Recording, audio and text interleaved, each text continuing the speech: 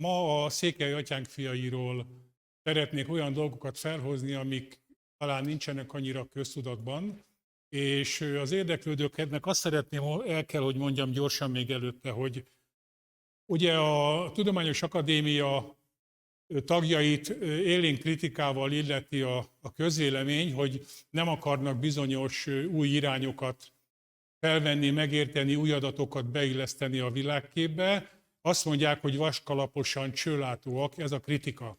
Na most azt szeretném kérni, mivel én rengeteg elképesztő és hihetetlen dologgal állnék elő, hogy ez a kritika ez ne legyen érvényes a magyar őstörténet iránt érdeklődőkre. Tehát ha valami hihetetlen, meg érthetetlen, azt gondolom, nagyon sok előadásomban már fenn, meg van külön honlapom, a végén elő fogom hozni. Tehát utána lehet nézni, semmi olyat nem állítok, amit ne lehetne bizonyítani. És akkor most a témára térnék. Ahhoz, hogy megértsék az én gondolatvilágomat és a kiindulási alapomat, be kell, hogy mindig újra meg újra el kell ismételjem, be kell, hogy játsszam ezt az ősnyelvi struktúrát, amit a Gót, a német példán keresztül szoktam mindig érzékeltetni, mert itt egy kicsit a legmegragadhatóbb, illetve mindig azt a kiegészítést szoktam tenni. Jó, nem beszélek arról, mert azt látják, el tudják olvasni. De ami különösen fontos benne, és ott van, hogy ezt német nyelvből ismerjük, illetve hát az angolban, meg a skandináv nyelvekben is hasonló szóalakok vannak akár az Istenre, de ez egy olyan kultikus szóbokornak ítélem én, amely mind a vallásos élet területén a vallásos fogalmakat gyűjtött egy szóbokorba, és mi a magyarok a szóbokor rendszereket jól ismerjük a saját nyelvünkből. Tehát ez a német és a germán vonalról megismert, ismerős, tehát God, Isten, ez valójában, mivel az Isten nevek is mindig megegyeztek a törzsi, meg épp az a lényege, hogy a főbb tisztségviselők nevével, meg az Isten tehát nevével, valójában ez egy gót kultúrából származó hagyományvonal, amit ma ugyan germánnak tartanak, de hát valójában ez a gótoknak a kulturális öröksége.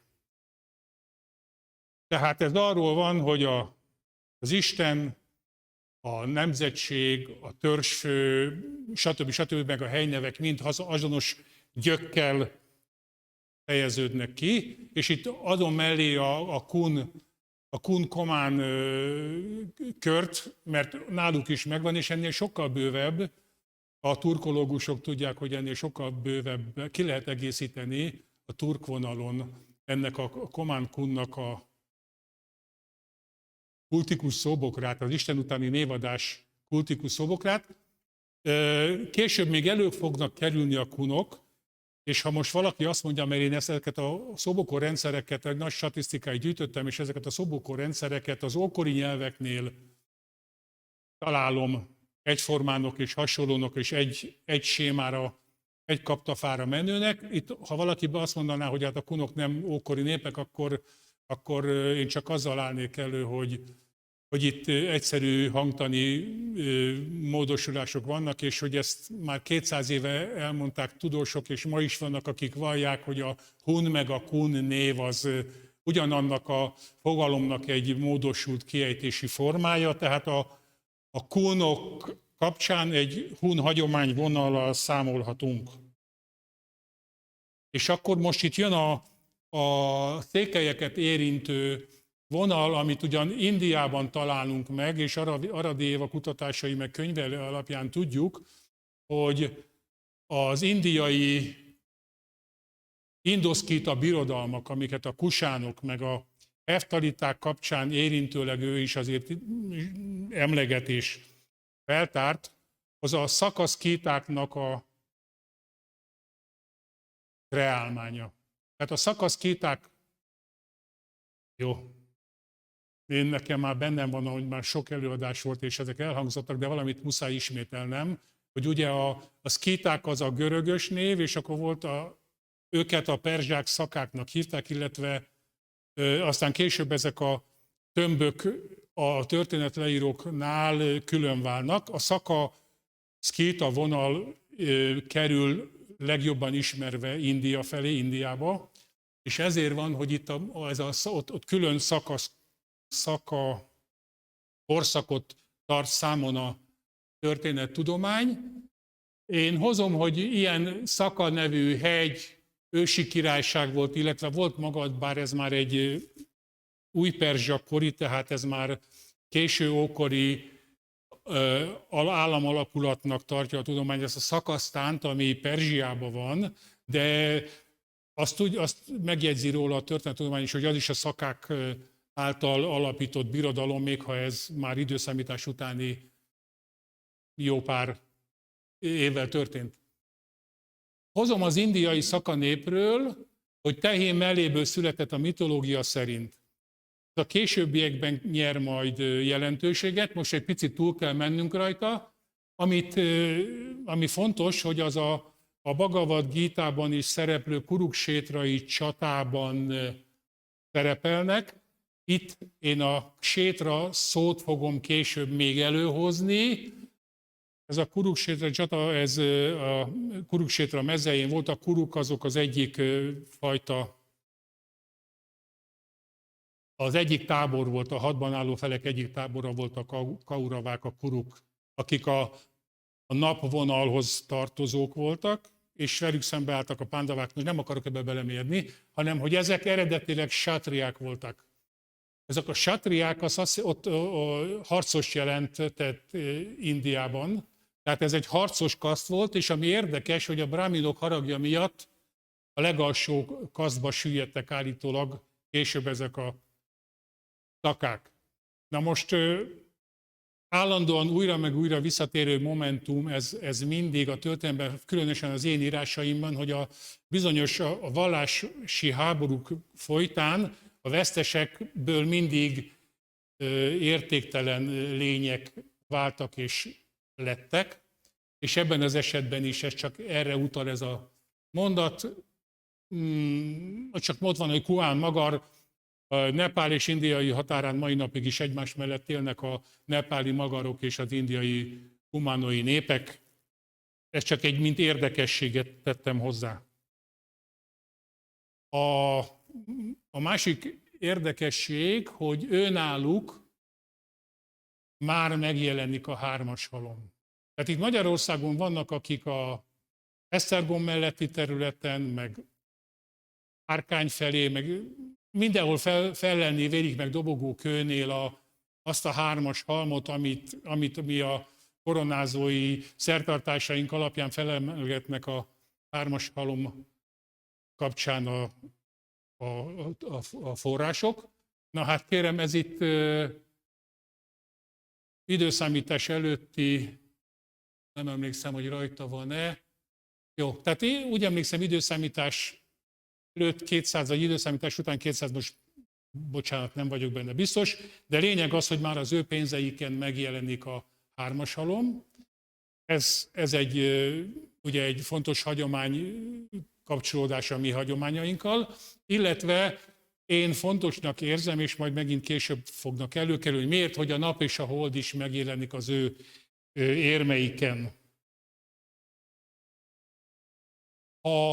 Ezek a szakákat nem véletlenül hoztam elő, mert nyelvészetileg ugye a székely népnévvel gyökileg átfedésben állnak, és ha elkerülhetek Indiába, és komoly államalkotó rétegük volt szakáknak Indiába, akkor nem lesz hihetetlen, vagyis érthetővé válhat, hogy esetleg az európai meg az indogermán nyelvekbe is átkerült ez a szék szó.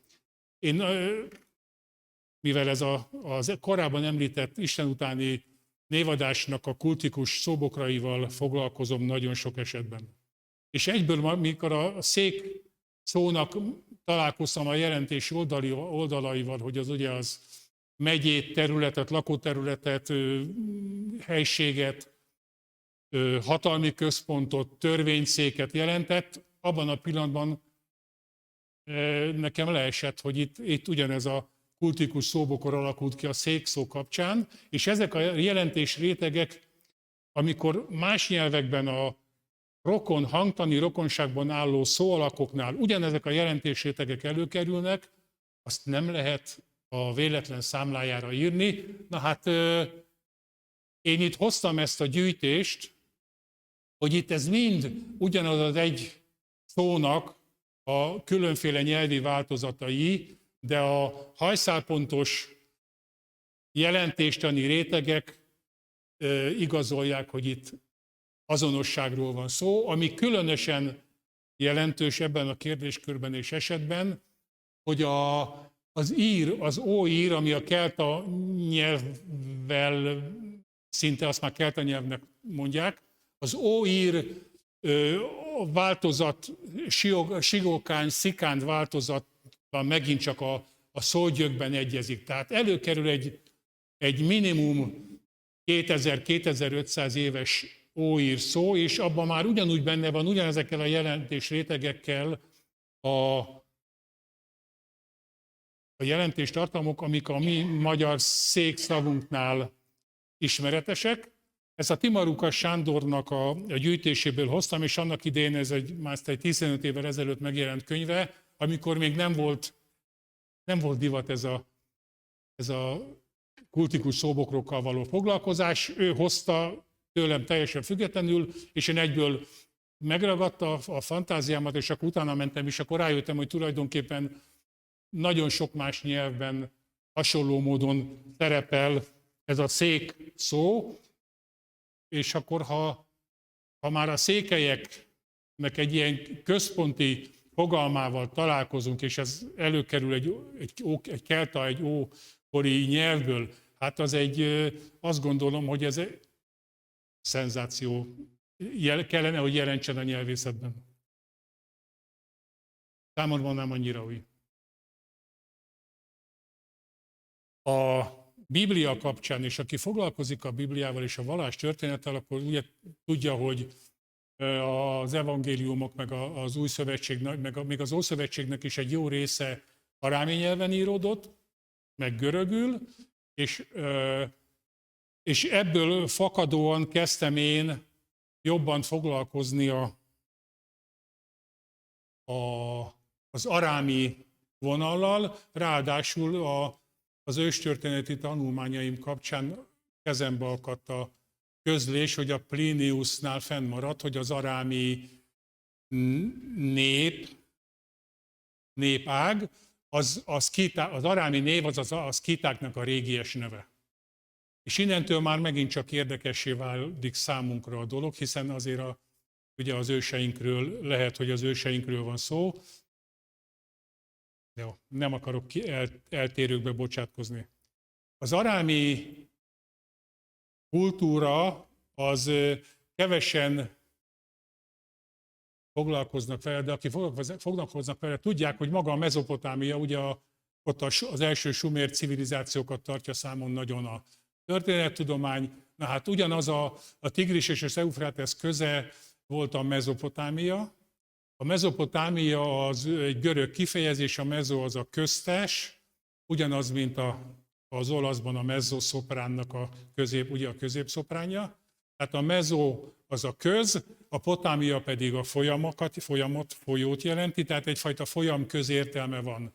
Na most az érdekes, hogy az Arám Naharaim ugyan a történettudomány kicsit följebb rakja Damaszkusz és Szír területek felé, de valójában ugyanezt jelenti az Arám Naharaim kifejezés, mint a Mezopotámia, tehát ugyanúgy folyamközt jelent. Azzal a logikával, hogy kultikus szóbokrok, és akkor ez a terület hasonlóképpen, mint a székszó, amelyik megyét is jelentett meg, ugye a székelyek hatalmi központját. Ezzel a logikával akkor itt az arámi népeknek a arám nyelvű kultikus szobokrába illő kifejezés kell, hogy legyen ez az Arám Naharaim is, mert az arám népek, ez egy egész arám kultúrkör volt ott, és ugye írom, hogy ez olyan jelentőségteljes volt ez az arám kultúra, hogy Egyiptomban, Asszíriában, az Óperzsa birodalomban, Babilonban is birodalmi nyelv volt, és ha belegondolunk, hogy ugye a héber hagyományvonalon, nem tudom mennyire van köztudatban, de volt egy időszak, hogy az Isten nevét nem tudták, hogy kell kiejteni. Erről születtek könyvek. Azt mondják, hogy kimondhatatlan az Isten neve, ezt majd mindjárt a korábbi előadásokban, meg a gyűjteményben benne van, hogy azért ez egy túlságosan felületes állítás. Tehát a héber hagyományvonal az azt mondják, hogy ugye héberül beszéltek, és ugye akkor héberből lett az arámi. Hát tehát az arámiról egy hatalmas területen datált, hogy birodalmi nyelv volt már az időszámítás az előtti első ezred eleje óta. A héberről ez nem nagyon került elő, annak ellenére, hogy a Bibliában ezt a héber hagyományvonalat követjük, meg ismerjük. De tehát ha egyszer előfordult, hogy még ugye a Jézus sem héberül beszélt, hanem arámiul, tehát ott a Judeában és az izraelita törzsek területén, hogy miért nem héberül beszéltek, azért ez egy elég elgondolkodtató tény kellene, hogy legyen, és ez az arámi nyelv, tehát ha egy ilyen hatalmas elterjedésben volt, akkor sokkal nagyobb kultúr hatása kellett, hogy legyen, mint a héber hagyományvonalnak. És akkor most visszatérnék oda, amit említettem, hogy állítólag, tehát volt egy időszak, hogy nem tudták, hogyan kell kiejteni a JHVH tetragrammatont, és aztán volt egyetlen egy ember, aki tudta, és akkor az egyetlen egy embertől ma általánossá vált és elterjedt, és ma már egyes szentek, meg rabbik kimondhatják ezt a nevet, meg tudják, hogy kell kiejteni. Na most az az állítás, az volt az érve a héber hagyomány vonalon, hogy Isten nevét nem lehet profánná téve állandóan emlegetni, meg kiejteni, ezért nem ejtették ki az Isten nevét, ugye ezért tudjuk, hogy mit tudom én, néhol Adonájnak, még néhol Elohimnek találjuk a Bibliában az Isten nevét, és akkor erre az a logikai válasz, hogy hát nem lehet az Isten nevét kimondani, és ez egy olyan erős tény, vallási parancsolat, hogy a mai napig nem, úgy tudom, hogy a zsinagógai Isten tiszteleteken sem történik az Isten nevének a kiejtése. Na most ez azért furcsa, és tessenek elgondolkozni rajta, hogy van-e benne logika, vagy nem, hogy hiszen maga az ország, Judea, akkor ott vannak a Judás név. Egy csomó olyan helyzet van, hogy ha tudjuk, hogy a Jehudából lett, hogy akkor a Jehuban magának az Isten nevét kell látsuk, és ha egyszer az ország nevében, meg a keresztnevekben, meg a nép nevében ez tovább hagyományozódott, akkor hogyan lehetett mégis elfelejteni, mikor számtalan névnek a végén pont egyfajta nemzetségjelölőként jelenik meg, Jeremiásnak a vége az Jermijáhu, a vége az Jahu. Számtalan ilyen héber eredetű nevet lehet találni, ami Jahura végződik, és ez a Jahu, ez a tetragrammaton, amit a keresztények Jahovának mondanak, ez a Jahovának mégiscsak a neve, és akkor ezek ott voltak a keresztnevek végén, akkor hogy történt ennek mégis az elfelejtése, hogyha mégiscsak volt emlegetve, illetve ugyanazzal a logikával használták az Isten nevét az országra, mint bármelyik más ókori nép esetében, hogy történt. Az izraeli professzor, nem ugrik be hirtelen a neve, írt egy könyvet, magyarul is elérhető, 3000 zsidó vallás, zsidó történelem, 3000 év súlya, nem ugrik be a neve.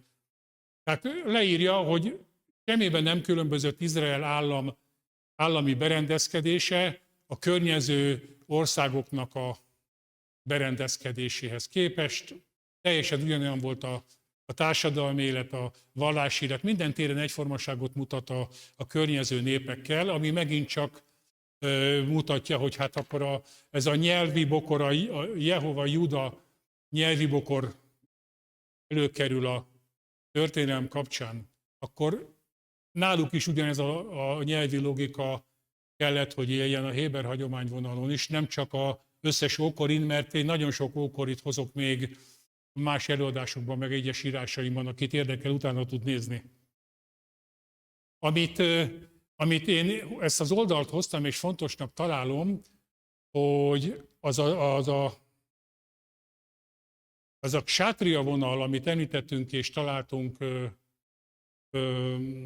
Indiában, és fel volt említve, az a kezdőhang, az sima essé alakul az Óperzsa Birodalomban, és ott satrapa, satrapia változattal kerül elő, ami azt mutatja, hogy azért akkor az óperzsa hagyományvonal kellett, hogy ezt a szkíta hagyományvonalat vigye tovább, tehát az óperzsák is közel álltak a szkítákhoz, ugyanolyan örökösei voltak, mint az összes többi népnek. Ez az én felismerésem, aki mindenki ezt lehurrogja, mert szeretik az elfogultak szeretik a magyarságot kiemelni, de akkor mi ugyanolyan túlzó nacionalistákká válunk, és nem látjuk széles körben.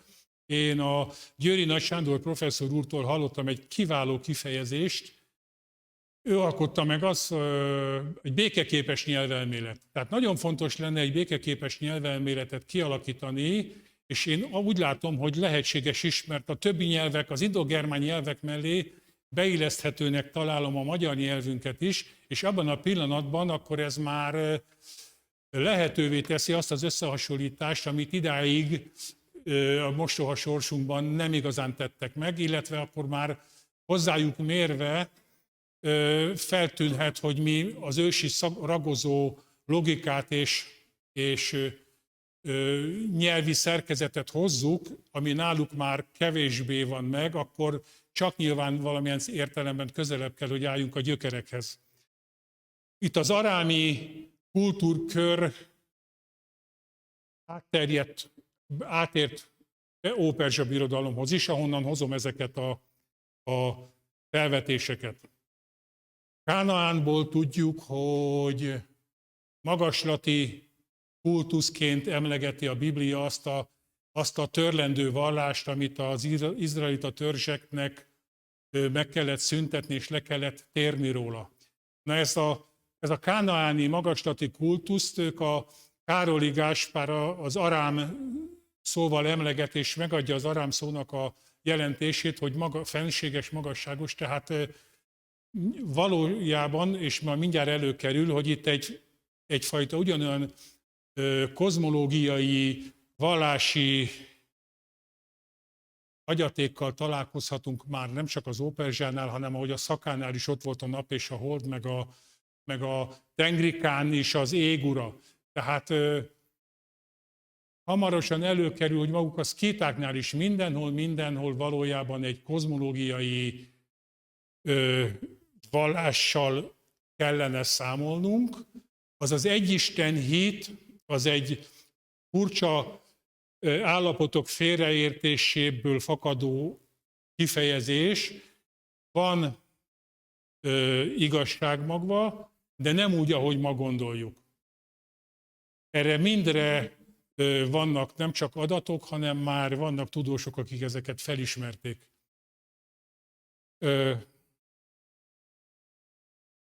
Akkor átadjuk a helyet a reklámnak. A magyar embernek meg kell ismernie. Anton Karl Fischer bizonyító erejű könyve a szkíta és a magyar nyelv azonosságáról. könyv teljes tudományos apparátussal bebizonyítja, hogy a világ legősibb népe a szkíta ugyanazt a nyelvet beszélte, mint mi magyarok. A könyv a szkíta szarmata nevek és szavak magyarázatát tartalmazza a magyar nyelvből. A szerző az ókor legnagyobb görög és római történészeinek műveiből kigyűjtött minden szkíta szarmata nevet és szót, összesen több mint 1000, és egyetlen egy kivételével valamennyiről bebizonyította, hogy azok mind-mind magyar nevek és szavak. Anton Karl Fischer könyve különös jelentőséggel bír azok számára, akik a magyarság jövője iránt felelősséget éreznek. Megnyílt az esélye annak, hogy a történelmi igazságok felmutatása szélesebb körben is érdeklődést keltsen, és az új nemzedékekben is termékeny talajra találhasson. A könyv alapot ad a magyarság újraindításához, és lehetőséget biztosít nemzeti létünk védelmére. Ne halasszuk hát el a pillanatot. A magyarság számára és a világ javára. A könyv második, javított kiadása már megvásárolható a Magyarok Világszövetsége weboldalán.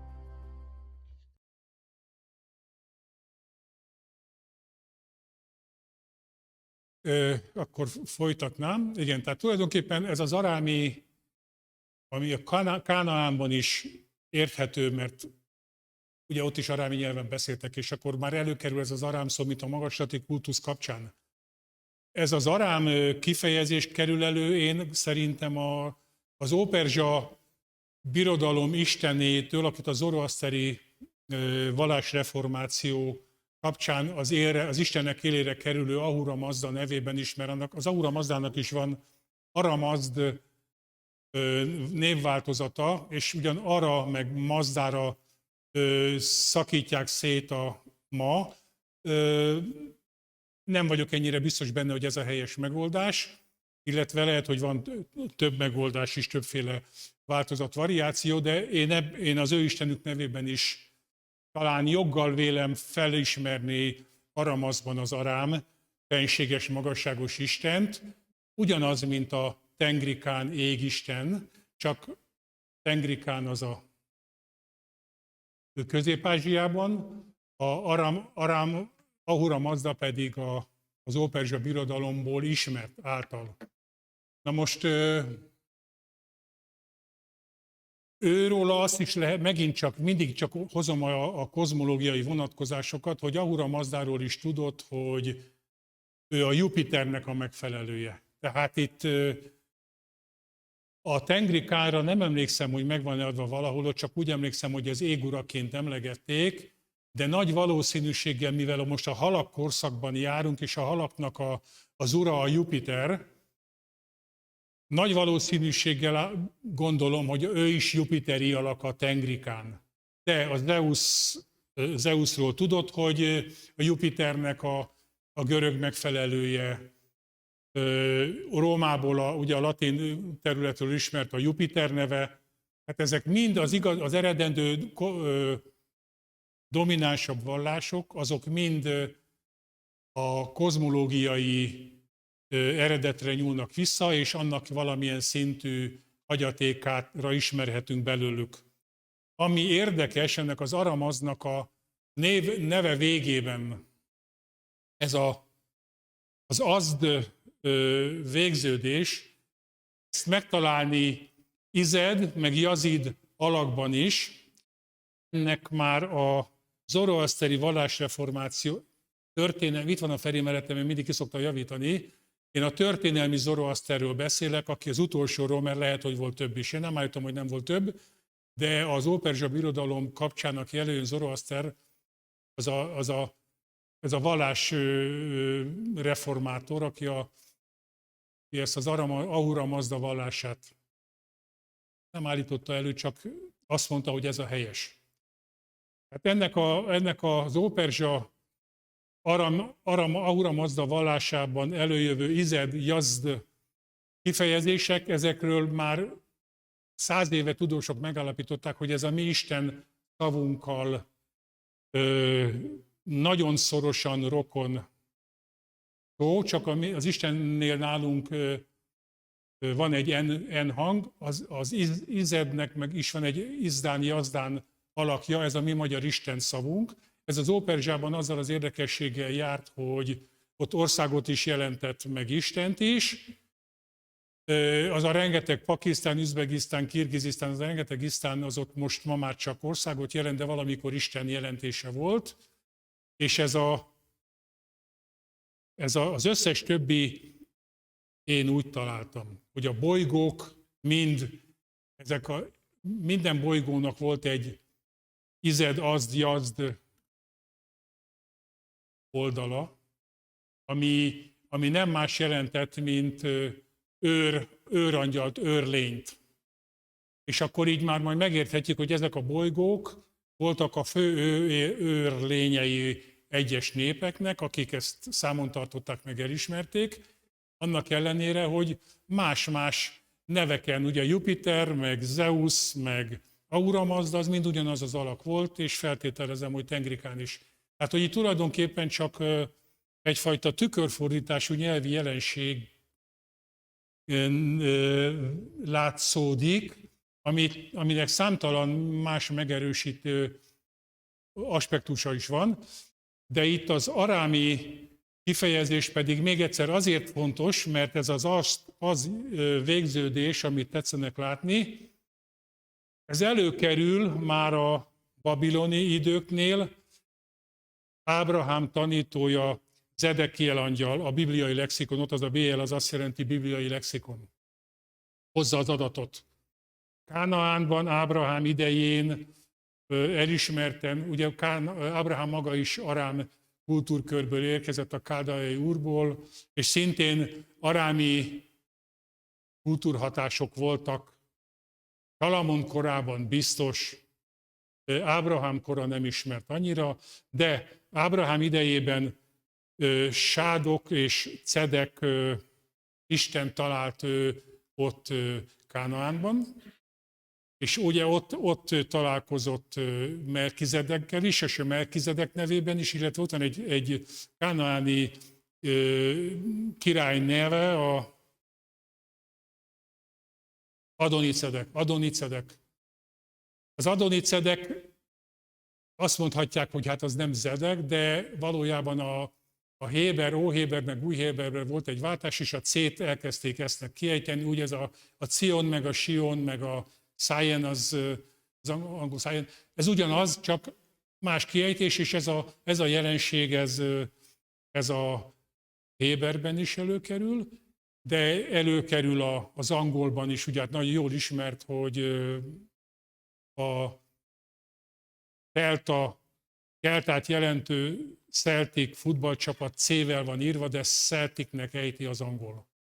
Hát ugyanez a kiejtés módosulás az angolban mai napig megvan, a héberben is megvolt, és azt gondolom, hogy a Kánaánban is hasonlóképpen lehetett, vagy pedig ez a lejegyzési héber, vagy akár arámi hagyományvonal hozott két változatot, hogy Melkizedek, meg Melkiszedek, essel is megtalálni a Melkizedek nevének a formáit.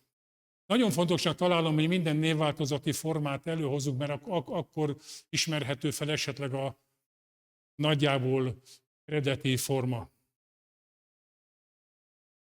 Tehát ez a Zedekiel, meg Szádok, meg Cedek, illetve salamoni papságnak a szadduceus papsága, ami szadduceusként volt írva, megint csak ugyanez, hogy névváltás, és kevesen tudják, és a Jonatán rabbi ezt nagyon ügyesen a beszélgetéseiben döbbenetes módon az emberek nem vennék észre, hogy konkrétan a Kassai Lajossal tartott beszélgetésében, hogy az ortodox judaizmus az egy fiatal, késői vallási irányzat, bár azt mondják, hogy az ószövetségi alapokra megy vissza, de a rabbik azok nem is papok, hát a rabbik azok tudósoknak mondják magukat, meg van az úgynevezett írástudók. Tehát a rabbinikus judaizmus irányzata hiába ortodox, mi az ortodoxban azt gondoljuk, hogy ez valami archaikus eredetit jelent. Nem, ez egy újfajta, a judaizmusnak egy újfajta ága, újfajta iránya. Jézus azt mondja, hogy a farizeusokra azt mondja, hogy Mózes székébe ültetek, tehát azt akarja mondani, hogy ti magatokat, mert erre több nyom van, tehát ők magukat megnyerték a népnek a bizalmát, és azt mondták, hogy mi vagyunk a jóslatoknak és az igazság tudásának birtokosai, és ezért hallgassatok ránk. Tehát ők így kerültek a héber hagyományvonalban a vallási élet élére, és kiszorították ezt a szadduceus papságot, aki az eredeti salamoni vonal óta a vallási hivatal ügyeit intézték. Tehát a Jonatán rabinak a beszédéből sem derül ki, és a Kassai Lajos meg honnan értene hozzá, nem foglalkozott vele, de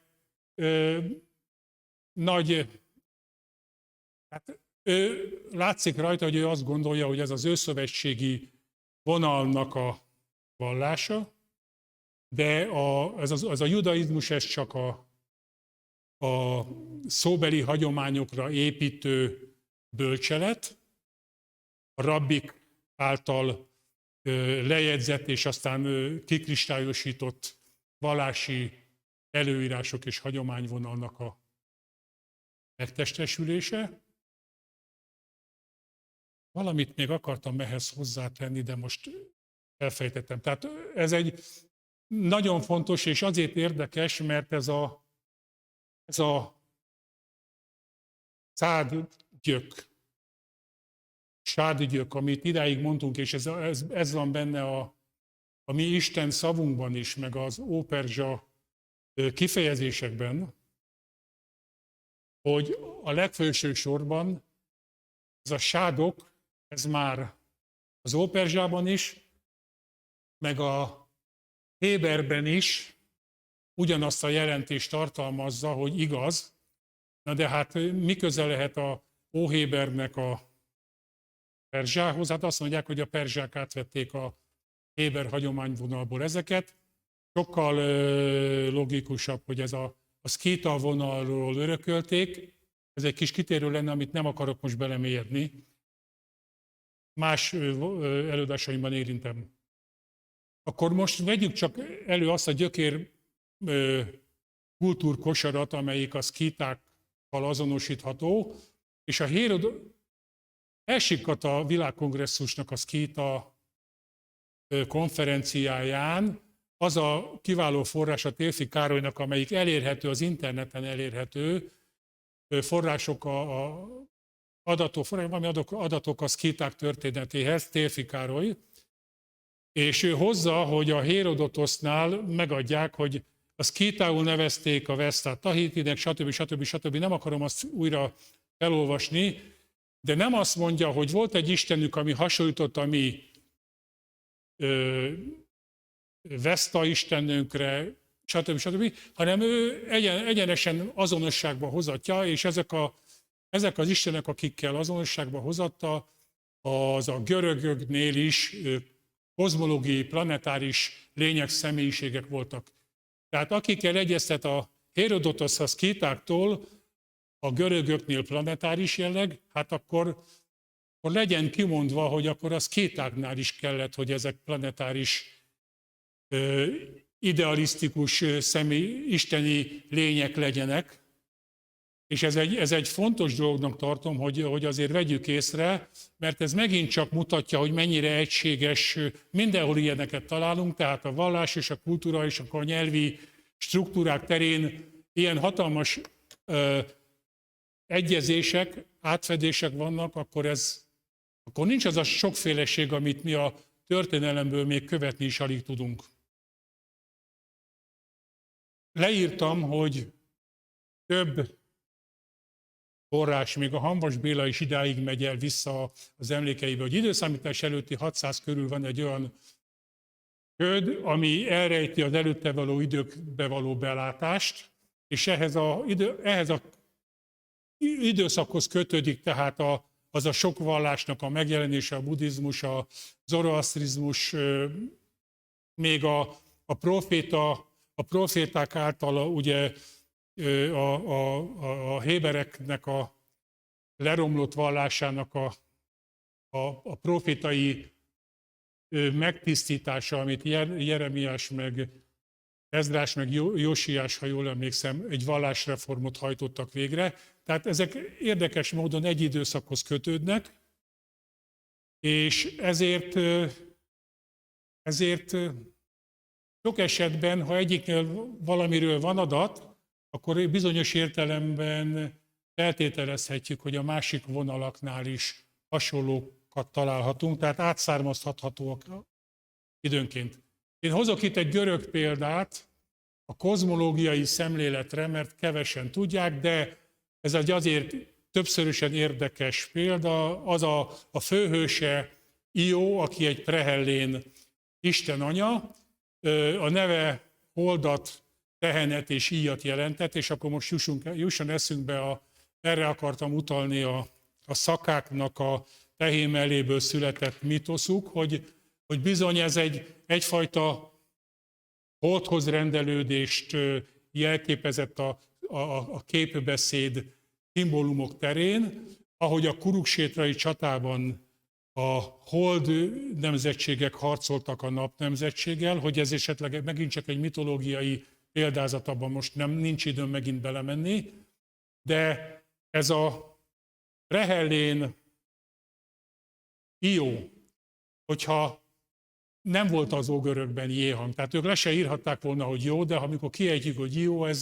ez erősen jésítő kényszerrel áll elénk, hogy jó, és ha még ráadásul a nyílnak az i szavunkat is jelentette, akkor megint csak egy olyan átfedést ad a magyar i szóval, ami nem elkerülhető, és ha tudjuk, hogy ez az egész a szkíta kultúrkörnek, az íjász ideáknak az uralma idejéből származik, akkor nem csodálkozhatunk, hogy előkerül az íj, mint eszme a hold kapcsán. De hát hiszen a holdnak az íves formája maga is szimbolizálja az íjat, illetve a mi magyar nyelvünknek a felajz kifejezését, azt használjuk a szexuális erőre is, az nő és férfi közötti kapcsolatnál, illetve hát az íjat is fel kell ajzani.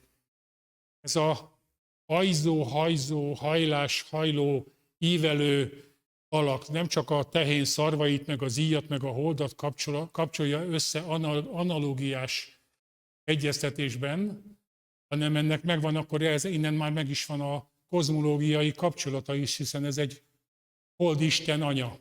Az ő történetében megint csak a Zeus beleszeret, a Zeus, aki a Jupiter. Jupiter beleszeret, azért mondom nem Zeusként, hogy érthetőbb legyen.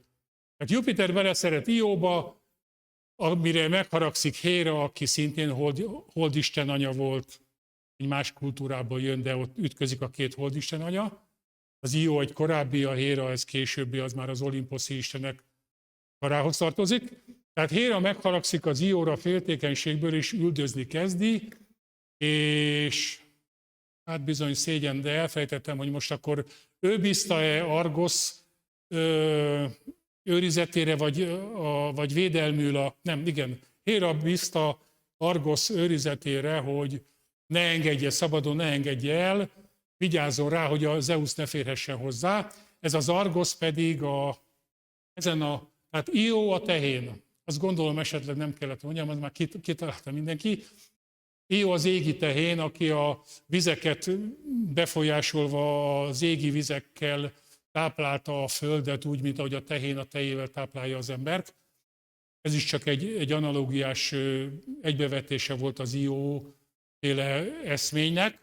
A képen a tehén, a mellette álló pásztor alak pedig az Argosz, aki az égboltot jelentette. Ott van rajta, ugye a testén ott vannak a szemek, mert ő minden csillagot egy szemnek gondoltak a régiek, költői egy szemként ábrázolták, és a testén levő szemek mutatják, hogy ő az Argosz, és ami számunkra még érdekes, ennek az íjas Io istennő érdekes szó átfedése kapcsán, hogy megszoktam említeni, pardus kaszagány van a Argos hátán.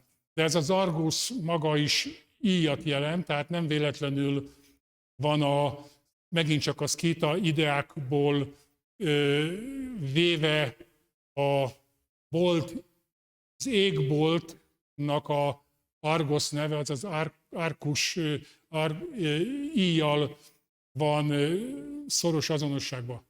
De mi magunk is mondjuk, hogy ugye a csillagos, hogy égbolt, de a boltozat maga megint szintén csak egy ívet jelent. Tehát a boltozat az az íves építészeti forma.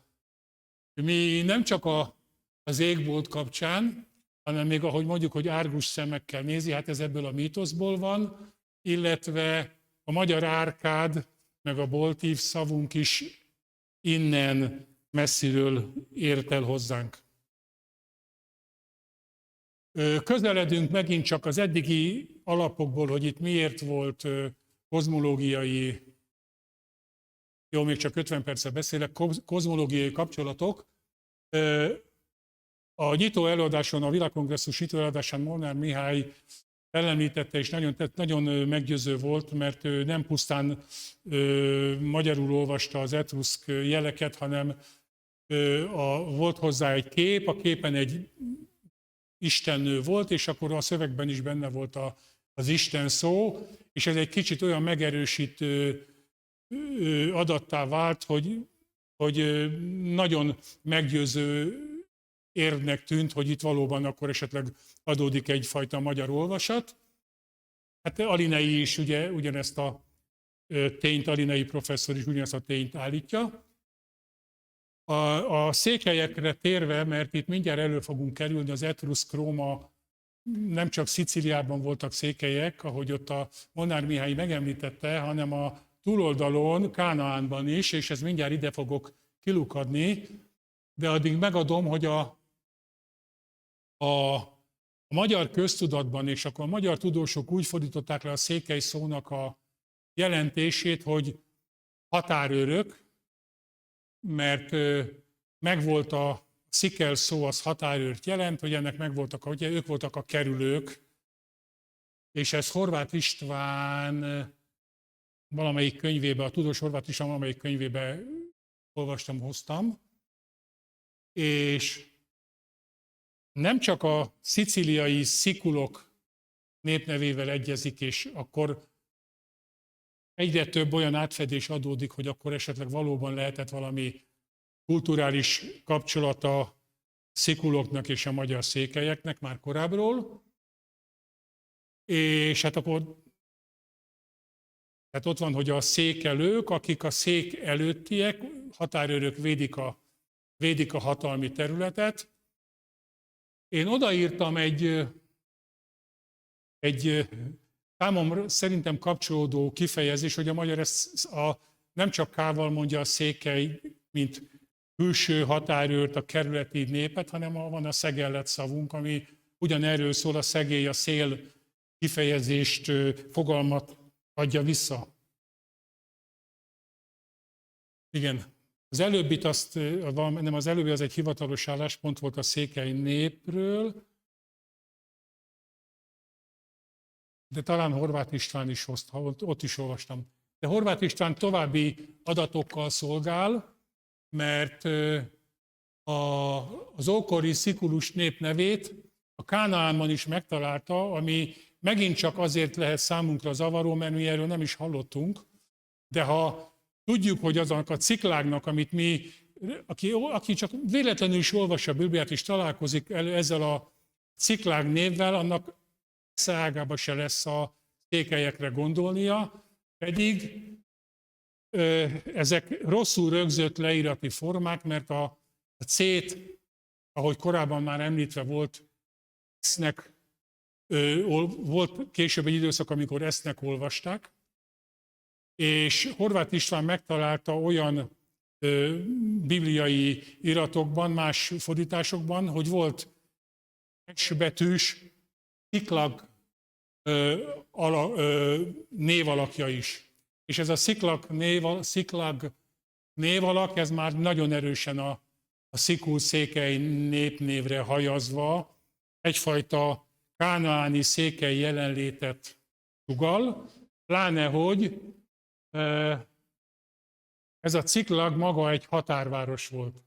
Hát ahogy a magyarokról, mindenről nem tudva, mert a magyarok nem foglalkoztak a horvát is, 200 évvel ezelőtti Horváth Istvánnal, határőr jelentés tartalom előkerül a székelyekről, ugyanez az utalás kerül elő a Bibliából, hogy határváros volt-e maga ez a Sziklág, tehát az a Sziklág lakosai szikelegek, az ottani nép szekelói, ahogy hozza Horváth István, ezek a szekelói, tehát szintén egy határ, az akkor ott valami okból határvárnak megfelelő helyen éltek és laktak.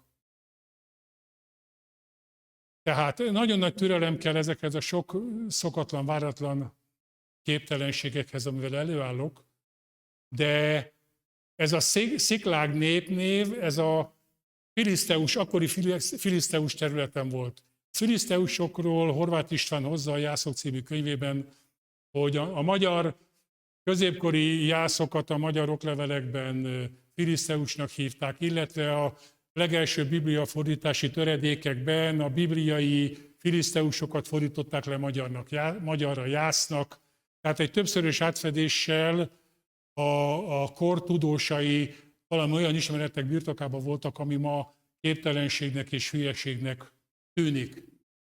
De ha a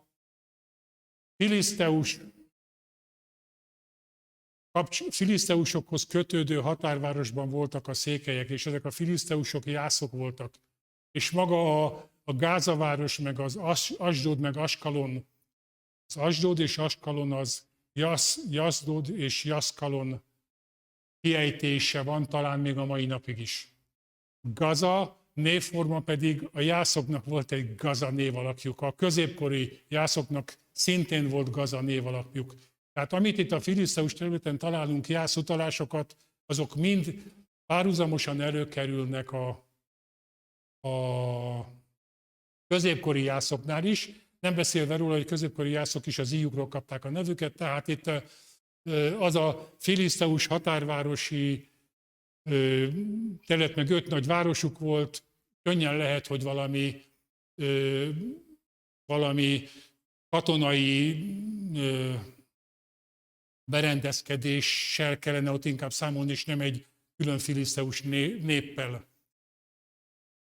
Én itt hozom a magyar vonatkozású kánaáni nép neveket.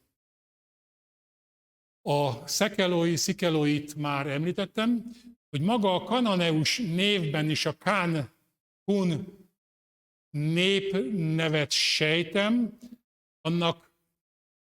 annak kulturális párhuzama is adódnak, mert a moábita törzsnek volt egy Kámosz nevű istene, és a középkori hunoknak Plankarpini elmondja, hogy volt Kám nevű istene. Tehát ugyanaz a istennév előkerül a Kánaánból, a kánaáni népekhez kötve, mint a középkori kunoknál. Nem akarom ezt tovább ragozni, mert ez megint csak egy külön hatalmas terület. A hagrita, hagarénus népeknek nekem van egy külön előadásom, hogy a hungár nevünk a Bibliában, ez a témakör ezt járja körbe, hogy a hagrita, hagarénus nép az csak a hungár népnévnek szintén egy módosult változata. Tehát a hagarénus népek mögött előfordulhat, hogy valamilyen hungár kapcsolatú népet kellene találnunk, nem beszélve róla, hogy akkor már a kananeus, a filiszteusnál is kapcsolódó adatokat találunk, illetve akkor szikelek előkerültek, és hát hiszen ez egész maga egy arámi kultúrtér volt, hát ez a magaslati kultusz, ez az arámi kultúrvallás, ami a szkítáknak volt a vallása, az arám név mögött gondolhatunk a szkítára. Pásztori Kupán István tanár úr, azt hiszem talán a református egyetemen tanít. Tehát ő neki van egy kiváló írása az interneten elérhető, hogy a szkíták a Bibliában. Tehát ő kimutatja, és ő hívta fel a figyelmet erre az idézetre, amit itt előre szaladtam. Ő hívta fel a figyelmet rá, csak ott írt arámi szkíta kapcsán jön, hogy bizony a Kánaánban szkíták is éltek, és ezt a Pásztori Kupán tanár úr a Szkitopolis kapcsán merte előhozni és állítja, mert a egyes bibliai fordításokban azt mondják, hogy pont abból a korábbi neve Bétsan volt, és ebből a Bétsanból nem űzték el a kananeus népeket az izraelita Józsua vezetése alatt jövő izraelita törzsek. Itt nem űzték el a kánaánitakat, tehát a Bétsanban megmaradt az eredeti kánaánita lakosság, és az egyik változat leírja, hogy a Manasszé harcolt velük, és nem űzték el a mezővárosba, és másikban ezt a Szkitopolis Bétsan nevének a Bétsan város lakosait kananeusnak mondja, és ezek a kananeusok maradtak ott, és tetszett nekik ott lakni, stb. Sőt, később külön ki is emelik, hogy ott talán már a Makabeus háborúk idején külön kiemelik, megdicsérik, hogy mennyire emberségesek voltak a Szkitopolis város lakosai abban a lázadó időszakban, amikor harcoltak a zsidó törzsek a szabadságért. Jó, ezeket nagyjából, mint mondtam, csak most visszatérek erre az oldalra, hogy akkor innentől már 5 olyan nép, amiről ugyan keveset tudunk, népnév, de mindegyiknek kapcsolata fedezhető fel a mi magyari hungár kultúránkkal. Ez már volt. És hogy mennyire nem idegen ez a 10 perc, most beszélek egy órája, már be is fejeztem, hogy mennyire nem idegen a kozmológiai vallásszemlélet, a vallásról, még a kereszténységtől is, ez a Grúziában egy templom falán lévő festmény Jézus az zodiákus körében.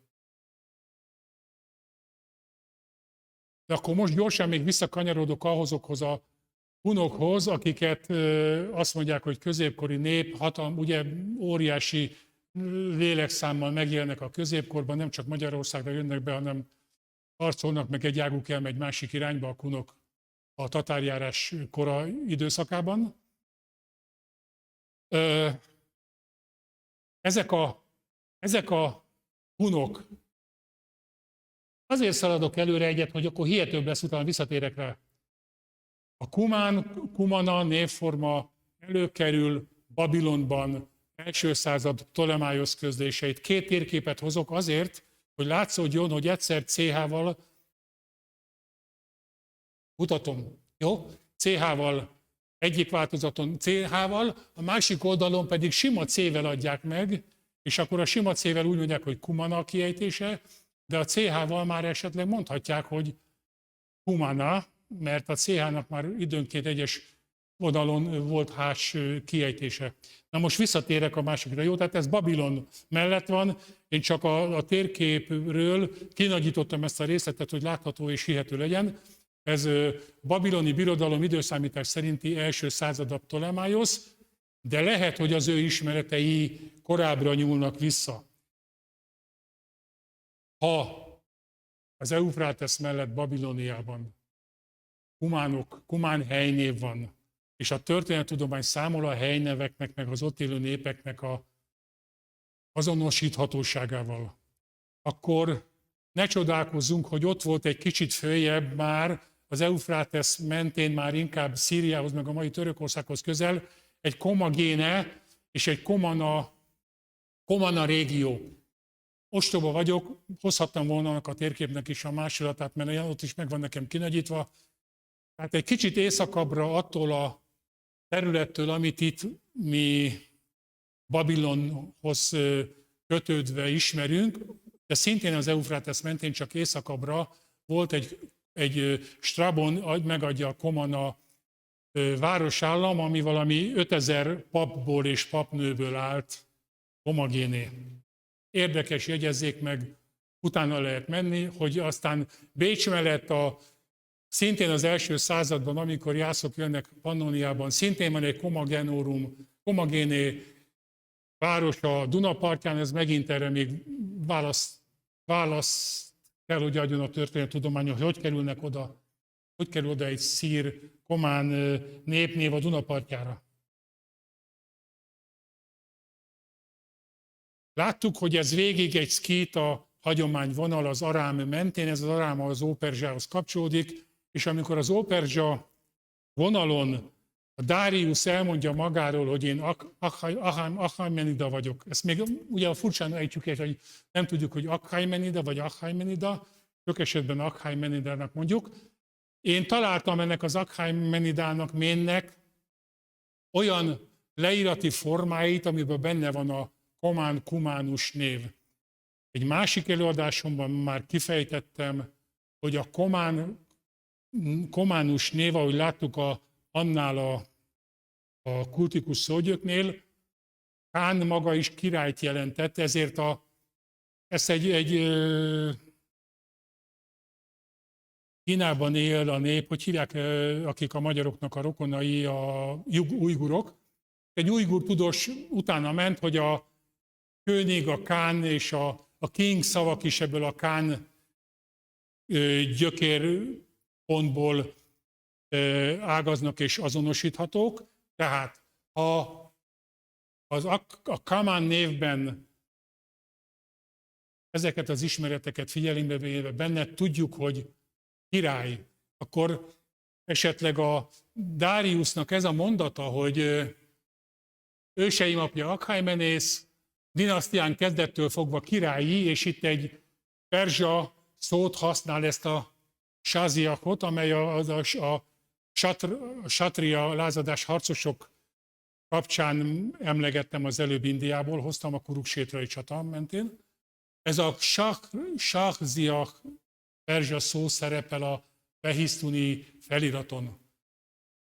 Tehát a Darius elmondja, hogy én Achaemenida vagyok, és az Achaemén őseim mind királyok voltak, csak itt egy perzsa szóval erősíti meg azt a jelentéstartamot, amit esetleg elismerhetne a történettudomány, hogy szintén ugyanez a királyi, és itt csak amúgy is van egy elágazási vonal, a Kürosz féle vonal, meg a Darius féle vonal, az nem egyezik, nem ugyanaz, bár együtt szokták tárgyalni a történelemben.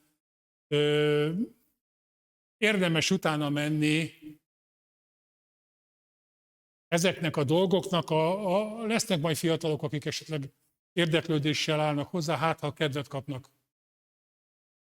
Tehát akkor az Achaeménben csak az szókezdő A betű zavarhat meg, és akkor ha az a TH Aimen, meg ott az I betű, hogyha annak lehetett,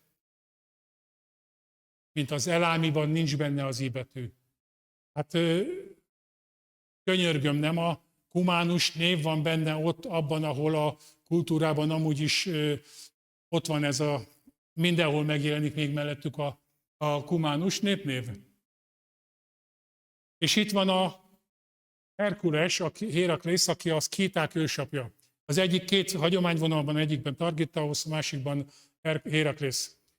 Kérem, Héraklésznek az anyja, Alkménét alakban ismerjük az aranygyapjúból, meg egész elég Odüsszeából, meg ezekből a fordításokból. Az igazság az, hogy van neki U betűs és Y-os betoldású névformája is, amiben megint csak fordít, hogy a régi ilyen szent nevek, azok kapcsolódniuk kellett a vallásokhoz, és én merem feltételezni, hogy akkor a Herkules Héraklész anyjának a Alkméné nevében is a komán-kumán népnév rejlik, és hogy maguk a kunok is, ez a kun-hun hagyományvonal, ez nagyon-nagyon mélyre megy vissza, nincs időm most kifejezni, már elbeszéltem, amit csak lehetett az időket. Jó, ezt már mutattam az előbb.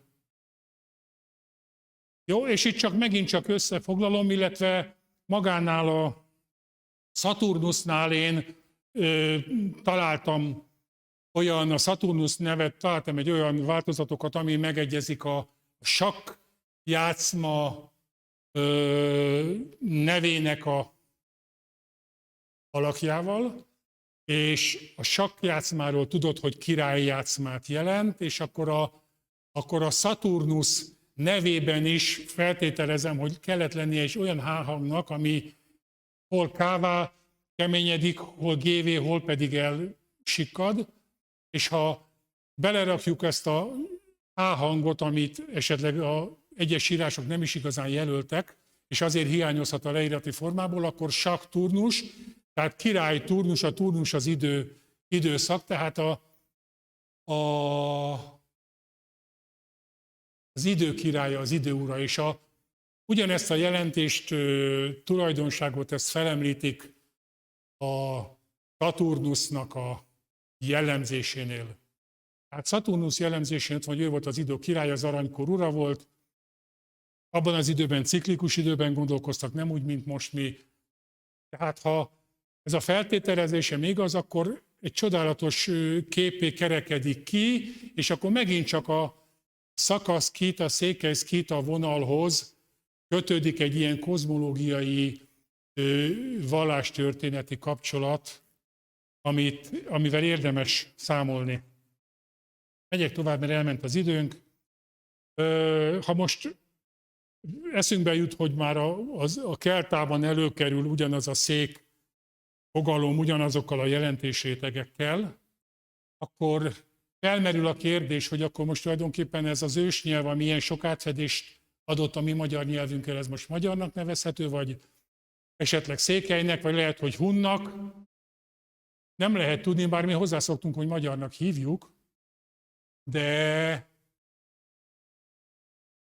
az ezzel mélyen foglalkozó Horváth István, tudós Horváth István azt mondja, hogy ami az ősnyelvvel kapcsolható, annak az két ágon két dialektussal számolhatunk. Az egyik ez a magyar nyelv, a másik meg a palóc nyelv.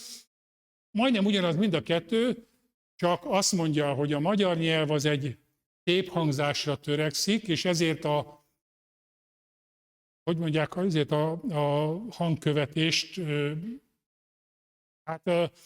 ugye a toldalékokat illeszti a előtaghoz, hogy hangzásilag szebb legyen, a palóc vonal pedig, amelyekhez a széke is tartozhat, a palóc vonal pedig egy logikusabb, rendszerezettebb, szilárdabb és állandóbb hangillesztő, ezt akartam mondani. Tehát a magyar nyelv ugyanaz, csak szép hangillesztő formában vissza azokat, amiket a palóc kifejezések másképp, illetve hát nem véletlenül, hogy régen ezt a palóc vonalat, ezt kicsúfolták, és akkor ma már alig akadni nyomára. Nagyon fel is hívja a figyelmet Horváth István, hogy nagyon utána kellene menni a palóc nyelvnek, mert olyan archaikus jellegzetességek mutat, amelyek már a magyarból kivesztek. Ő még foglalkozott vele, és azt mondja, hogy ilyen nagyon a palócban, mondok egy példát, hogy nem azt mondták, hogy rákász, hanem azt mondták, hogy rákész. Mert ott egy ész, ez az észtódalék volt az általános, csak a magyar szebbnek ítélte, a magyar egy hangillesztés kapcsán ászt csinált az észből. A példa szerint. Jó. Van a YouTube csatornán egy ősműveltségünk oldalam, majd azt még föl kell töltenem ezeket az előadásokat, illetve van egy honlapom, ahol az írásaimat elérhetik, és ott minden forrásolva van, az eddigieknek részletesebben is ki vannak fejtve a tartalmai. Köszönöm szépen a figyelmet, 1 óra 10 percet beszéltem.